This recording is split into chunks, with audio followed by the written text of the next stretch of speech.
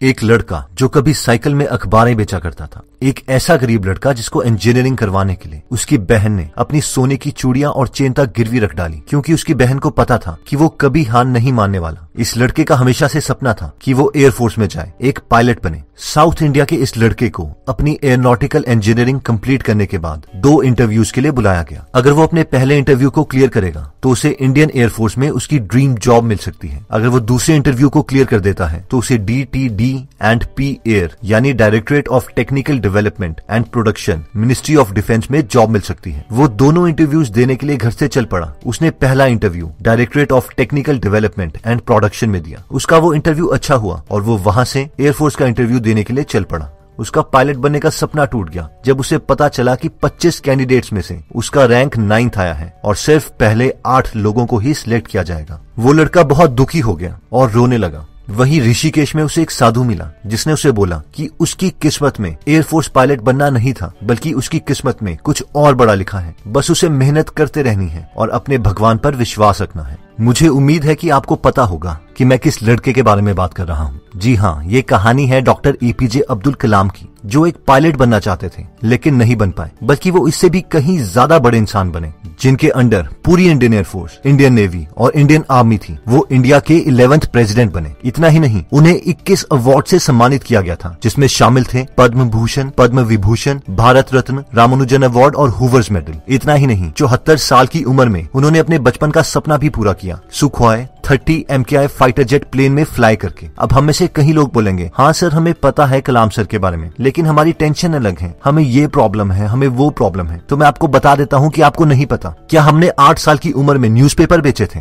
नहीं, लेकिन अब्दुल कलाम सर ने बेचे थे। क्या हमारे फादर लकड़ी की बोट चलाते थे अपने घर का पेट पालने के लिए? नहीं, लेकिन अब्दुल कलाम सर के फादर चलाते थे। क्या बचपन में हमें चावल, प्याज या सिगरेट बेचनी पड़ी? नहीं, लेकिन अब्दुल कलाम सर ने बेची। इन सब महान लोगों की स्टोरी से हमें एक सबसे बड़ी सीख मिलती है कि ये सब लोग इसीलिए सक्सेसफुल नहीं हुए क्योंकि इनके पास कोई प्रॉब्लम नहीं थी, बल्कि ये इसीलिए सक्सेसफुल हुए क्योंकि इनके पास इतनी ज्यादा प्रॉब्लम्स थी और ये उन्हें करेज के साथ सॉल्व करते रहे, और इसलिए ये इतने स्ट्रांग बन गए कि लाइफ की बाकी प्रॉब्लम्स को लाइफ का हिस्सा मानने लग गए। अब सवाल ये आता है कि जब सच में हमें कोई बहुत ही डिफिकल्ट सिचुएशन फेस करनी पड़े तो हम क्या कर सकते हैं? क्या इसके लिए कुछ टेक्निक्स हैं? तो इसके लिए मैं आपके साथ कुछ टिप्स शेयर करूंगा डेल कार्नेगी की book how to stop worrying and start living से। सबसे पहली टेक्निक कहती है कि live in day tight compartment. ये कॉन्सेप्ट कहता है कि हमारे साथ कल क्या हुआ था हमें याद नहीं, कल क्या होगा हमें उसकी परवाह नहीं, सब भाड़ में जाए, बस हमें सिर्फ अपने प्रेजेंट पर कंसंट्रेट करना है। मिशिगन में रहने वाले विलियम बोलते हैं कि कुछ साल पहले मुझे पेट में बहुत दर्द हो रहा था। मैं हर रात 2-3 बार जागता था अपने पेट की दर्द की वजह से। मैंने अपने बाप को स्टमक कैंसर से मरते हुए देखा था, इसलिए मुझे लगता था कि मुझे भी कोई स्टमक कैंसर है या फिर स्टमक अल्सर है। इसलिए मैं एक स्टमक स्पेशलिस्ट के पास गया और वहां पर उसने मेरा स्टमक का एक्सरे लिया और मुझे फ्लोरोस्कोप से एग्जामिन किया।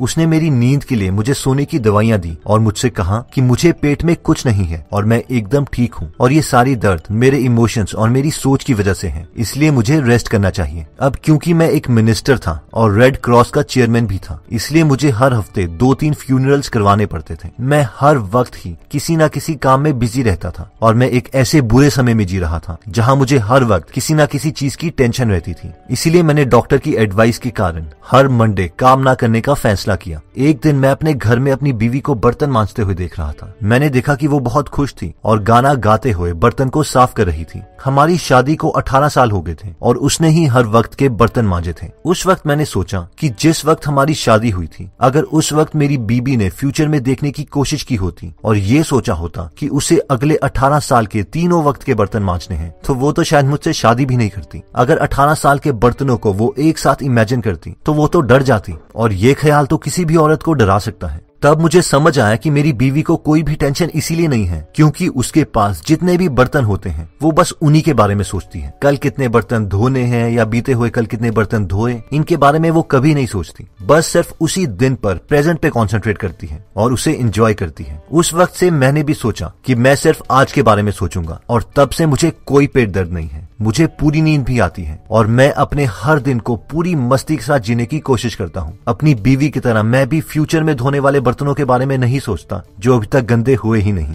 दोस्तों, दूसरा कॉन्सेप्ट कहता है कि जब हमें लगे कि अभी हमारा बहुत बुरा वक्त चल रहा है और बहुत टेंशन हो रही है, तो हम एक काम कर सकते हैं। जानते हैं वो क्या है? डू नथिंग, यानी उस वक्त हमें कुछ भी नहीं करना है और सिर्फ रेस्ट लेना है। एक बार गौतम बुद्ध के पास उनका एक फॉलोअर आया और उसने भगवान बुद्ध से कहा कि गुरुजी, मेरे मन में अजीब से ख्याल आ रहे हैं, मुझे ऐसा लग रहा है कि मेरे साथ कुछ गलत होने वाला है। और फिर उसकी जिंदगी में जो भी गलत हो रहा था उसने सब भगवान बुद्ध से बोल डाला। गौतम बुद्ध ने उसकी बात सुनी और हंसते हुए उस फॉलोअर से कहा कि जाओ मेरे लिए उस पॉन्ड से पानी ले आओ, मुझे बहुत प्यास लगी है। भगवान बुद्ध की इस बात को सुनकर वो आदमी फटाफट एक घड़ा उठाकर पानी लेने के लिए निकल पड़ा। लेकिन जब वो उस पॉन्ड के पास पहुंचा तो उसने देखा कि पॉन्ड में बहुत मिट्टी है और पानी पीने लायक नहीं है। इसीलिए वो व्यक्ति बिना पानी लिए ही भगवान बुद्ध के पास आ गया और उसने कहा कि गुरुजी, मैं पानी नहीं ला पाया क्योंकि वो पानी बहुत गंदा है और वो आपके पीने लायक नहीं है। इस पर भगवान बुद्ध दोबारा से हंसे और उन्होंने कहा, दोबारा उसी पॉन्ड के पास जाओ और मेरे लिए पानी ले आओ। दोबारा से उस आदमी ने देखा कि वहाँ पर पानी बहुत गंदा है और वो फिर से बिना पानी लिए ही वापस आ गया और दोबारा से भगवान बुद्ध को सारी बात सुनाई। भगवान बुद्ध ने उसे दोबारा पॉन्ड के पास भेजा और यही चीज 8 से 10 बार होती रही। लेकिन 11वीं बार जब वो आदमी पानी लेने गया तो उसने देखा कि सारी मिट्टी उस शांत पॉन्ड में नीचे बैठ गई है और ऊपर का पानी साफ है। इसीलिए वो इस बार भगवान बुद्ध के लिए पानी ले आया। इस पर भगवान बुद्ध ने कहा कि देखा, जिस तरह से वो मिट्टी वाला पानी शांत रहने से साफ हो गया, उसी प्रकार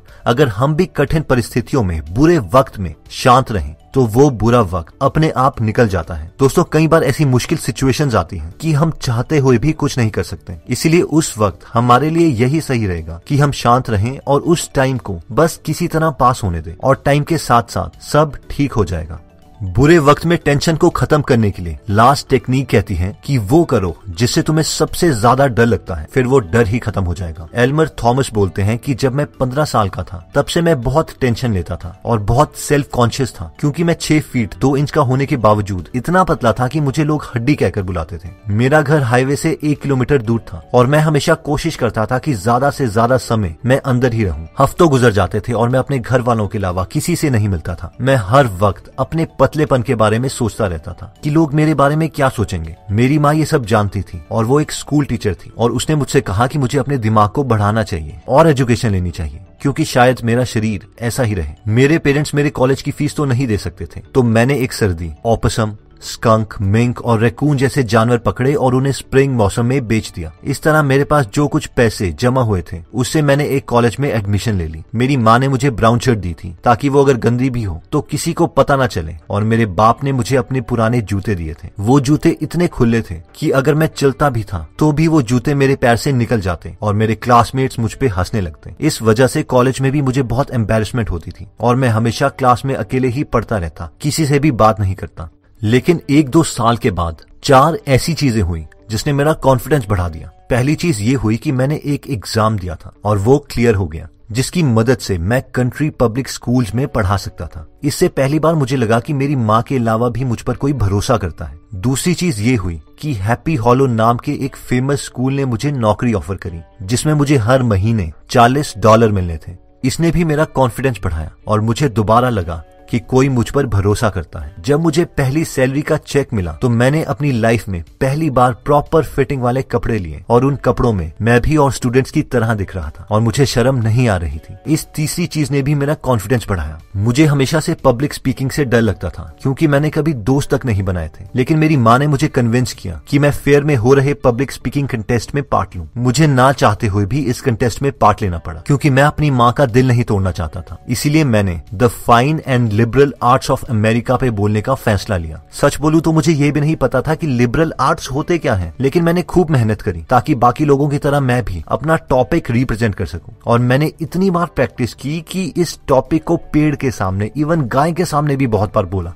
और जब नाम अनाउंस हुआ तो मैं हैरान था। मुझे फर्स्ट प्राइज दे दिया गया था। लोग मेरे लिए चिल्ला रहे थे, तालियां बजा रहे थे और मेरे वही दोस्त जो मेरा मजाक उड़ाते थे कह रहे थे, एल्मर हमें पता था कि तू ही जीतेगा यार। मेरी माँ ने मुझे गले लगा दिया और जोर जोर से रोने लगी और फिर मुझे भी रोना आ गया। आज जब मैं खुद को देखता हूँ तो रियलाइज करता हूँ कि अगर उस दिन मैंने पब्लिक स्पीकिंग नहीं की होती तो शायद आज यूनाइटेड स्टेट्स का स्टेट सेनेट नहीं बन पाता। और सबसे मजे की बात तो ये है कि मेरे जैसे लड़के को जिसे कपड़े पहनने की बिल्कुल समझ नहीं थी, उसे best dressed man in the United state senate का अवार्ड दिया गया। इससे मैंने यही सीखा कि डर के बावजूद अगर हम काम को कर दें तो बहुत सी यूजलेस परेशानियां खत्म हो जाती हैं। तो दोस्तों, इस वीडियो में हमने बुरे वक्त में अपनी टेंशन को खत्म करने के लिए 3 टेक्निक्स देखी। पहली टेक्निक कहती है कि सिर्फ अपने प्रेजेंट मूवमेंट को जियो, पास्ट में क्या हुआ था, फ्यूचर में क्या होगा मत सोचो। सेकंड टेक्निक कहती है कि डू नथिंग, यानी अगर सिचुएशन बहुत ही खराब है और आप कुछ नहीं कर सकते तो भगवान पे भरोसा रखो और बस टाइम को पास होने दो और सब ठीक हो जाएगा। और फाइनली थर्ड टेक्निक कहती है कि अपने डर को भगाने के बजाय वो करो जिससे डर लगता है और डर खुद ही भाग जाएगा। दोस्तों, इस बुक में और भी काफी इंटरेस्टिंग टिप्स दिए गए हैं। अगर आप ये पूरी बुक पढ़ना चाहते हैं तो डिस्क्रिप्शन में दिए हुए लिंक पे जाके आप ये बुक खरीद सकते हैं। आप 2 फुल बुक्स को भी फ्री में सुन सकते हैं, जिसके लिए मैंने लिंक डिस्क्रिप्शन में दे दिया है। दोस्तों, अगर आप फ्री में हिंदी ऑडियो बुक समरी सुनना चाहते हैं तो डिस्क्रिप्शन में दिए हुए लिंक पे जाके आप हमारी गीगल ऐप डाउनलोड कर सकते हैं। वहाँ पे आप फेमस बुक सुन सकते हैं,